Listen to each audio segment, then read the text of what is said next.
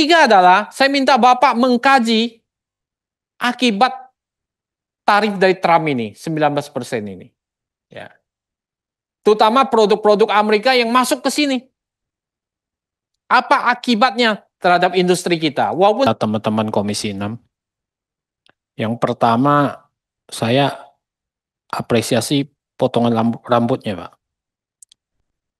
Ini potongan rambut di Brussels, Pak, potong. Betul kan? Ya, kemarin dia potong di Eropa nih, Pak. Ya. Betul nggak, Pak Menteri?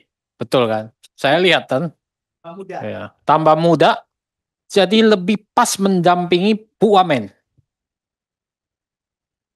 Bapak turun umurnya 10 tahun, Pak.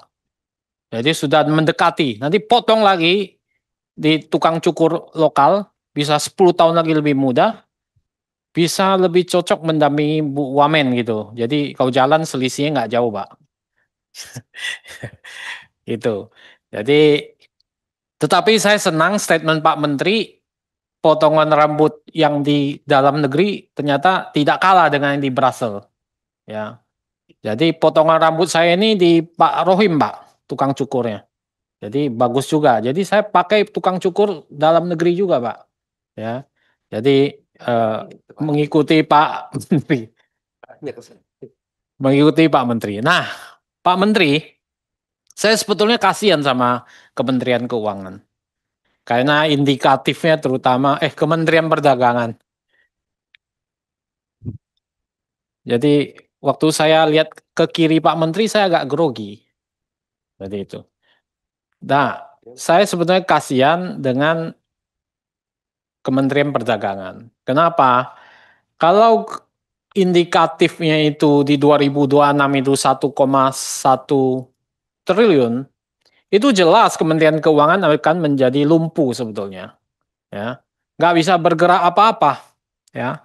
Apalagi ingin memenuhi harapan Pak Prabowo. KPI Bapak itu kan ada Pak Presiden. Ya kan?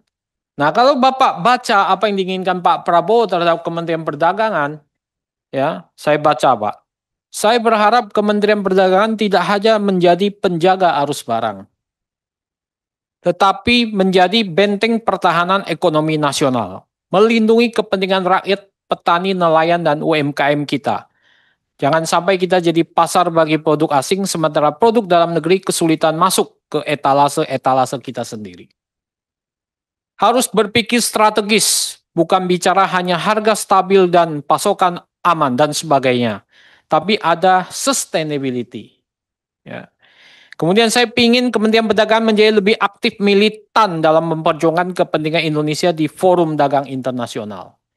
Dan yang terakhir saya ingin birokrat perdagangan yang cepat, adaptif, dan pro pelaku usaha. Supaya UMKM bisa dilindungi, Pak Menteri. Jadi ini harapan Pak Menteri dari Pak Presiden Prabowo. Tetapi menjadi pertanyaan bagaimana dengan 1,1 yang Bapak diturunkan anggarannya begitu besar, Bapak bisa memenuhi harapan Pak Prabowo. Itu menjadi pertanyaan. Nah, pertanyaan saya adalah kalau tidak jauh anggaran ini didapat dari 1,1 triliun, fungsi apa yang mau dimainkan oleh Kementerian Perdagangan? Itu pertanyaan saya. Karena Bapak nggak bisa sekaligus menjaga stabilitas, melindungi UMKM, juga memperluas akses pasar.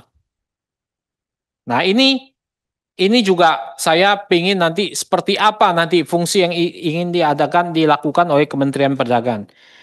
Saya takutnya Kementerian Perdagangan bukan menjadi strategis prioritas lagi, Pak. Nah ini ada apa, Pak?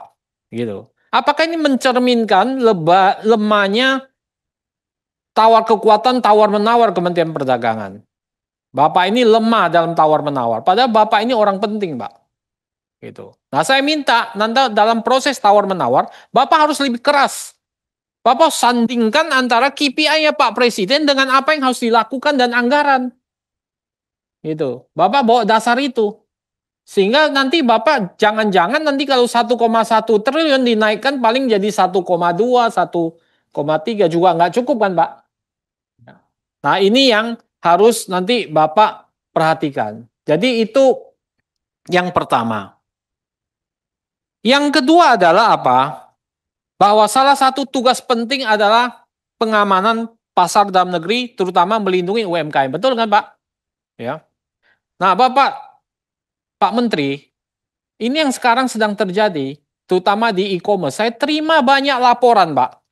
Para pemain seller di e-commerce ini, di Topet maupun di Shopee ini, sekarang ini komisi-komisi fee mereka ini dinaikkan secara drastis. Ini sehingga mereka sudah nggak bisa untung, Pak. Ditambah lagi ada pajak tambahan 0,5%. Ya. Nah ini pada menjerit, Pak Menteri. Nah saya minta dengan hormat aspirasi dari konstituen, Pak. Banyak sekali yang mengeluh bahwa kami sudah tidak bisa bekerja lagi di online. Ya. Kenapa? Karena fee yang dikenakan kepada para seller ini begitu banyak, yang mayoritas adalah UMKM. Mayoritas adalah UMKM, Pak Menteri. Ya, ini e-commerce ini nginjek sana sini, Pak. Sudah ojol diinjak-injak, Pak. Para seller UMKM itu diinjak-injak juga, Pak. Supaya mendapatkan keuntungan sebesar-besarnya. Ini tidak sesuai dengan Pancasila, Pak. Tidak sesuai dengan harapannya Pak Presiden Prabowo. Nah, saya minta Bapak segera merevisi bertindak. Terutama dengan BPKN juga, koordinasi. Karena ini membunuh UMKM, Pak. Ya, membunuh rakyat kecil. Dan ini nggak benar. Nah, ini saya minta segera dilakukan. Bapak investigasi, betul nggak laporan ini? Ya, dikenakan fee macam-macam. Ya, semua dinaikkan. Ya, ditambah dengan biaya macam-macam, akhirnya nanti mati, Pak, mati suri, Pak, semua, Pak, nggak bisa bekerja, dan kebanyakan itu ada UMKM. Banyak nggak UMKM di sana? Banyak, Pak, yang hidup menggantungkan hidup di sana. Nah ini saya nanti minta Pak Menteri betul-betul memperhatikan ini. Ya. Yang ketiga adalah saya minta Bapak mengkaji akibat tarif dari Trump ini 19% ini. Ya. Terutama produk-produk Amerika yang masuk ke sini. Apa akibatnya terhadap industri kita? Walaupun mungkin nggak banyak, nanti Pak Menteri menjawab juga apa akibatnya di sini. Bagaimana jika negara-negara lain juga memaksa produknya, itu harus diterima 0% di pasar Indonesia. Nanti China juga akan bilang dong, kami 0% juga dong. Yang lain juga akan ngomong kami 0% supaya bisa menembus pasar Indonesia. Ini diperhitungkan nggak nanti? Ya. Karena perintah Pak Presiden adalah jelas tadi. Ya, harus lebih aktif dan militan. Militan. Saya nggak tahu keterlibatan Kementerian Perdagangan itu seperti apa. Tapi saya minta Bapak nanti lebih keras, lebih vokal untuk menyuarakan ini. Nah, saya pikir 3 poin ini, ya, selamat bekerja, Pak. Tantangan berat, ya, tapi bawa bahagia, bawa happy aja, Pak. Nggak usah stres, Pak. Ya, sering-sering potong rambut, Pak, biar tambah lebih mudah. Terima kasih, pimpinan.